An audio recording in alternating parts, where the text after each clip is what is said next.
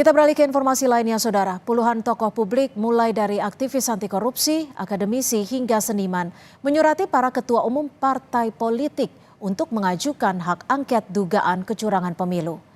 Dalam suratnya, 50 tokoh mendesak 5 ketua umum partai untuk mengajukan hak angket, yakni Ketua Umum PDI Perjuangan Megawati Soekarno Putri, Ketua Umum Partai Nasdem Surya Paloh, Ketua Umum PKB Muhaimin Iskandar, Presiden PKS Ahmad Syaiqo, dan Ketua Umum P3 Mardiono.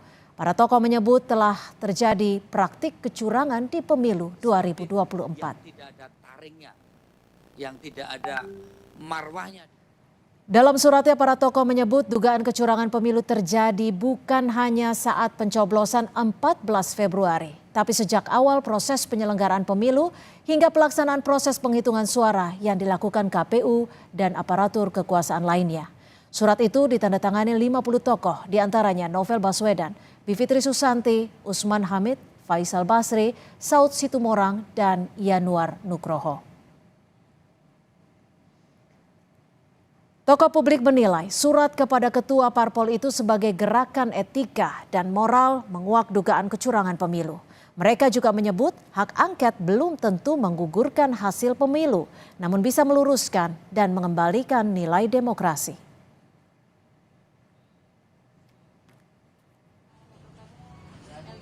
Dari partai, Bu Mega kan sudah merestui, ya kan? Dia udah bilang jalan. Tapi kenapa di partai-partainya sendiri rendet gitu kan ya? Apa namanya di orang-orangnya itu? Kalau saya melihat upaya untuk menghalangi hak angket ini ada.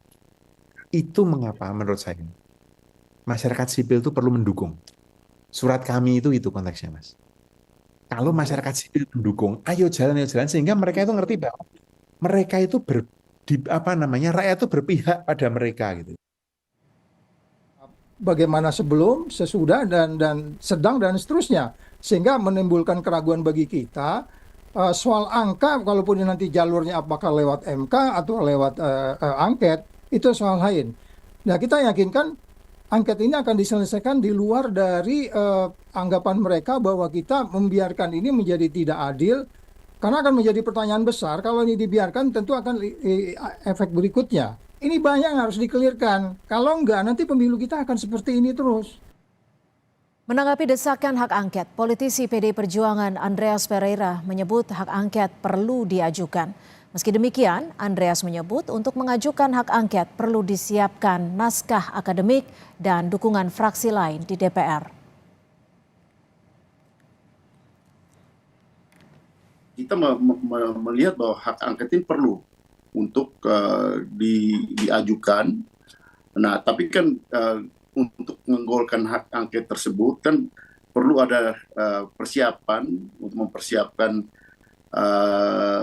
ya dasar-dasar landasan dilaksanakannya angket itu dan juga dokumen-dokumen penyertanya gitu. Nah, hak angket itu bisa bergulir kalau didukung oleh ya fraksi-fraksi yang lain, dalam hal ini anggota-anggota DPR yang lain.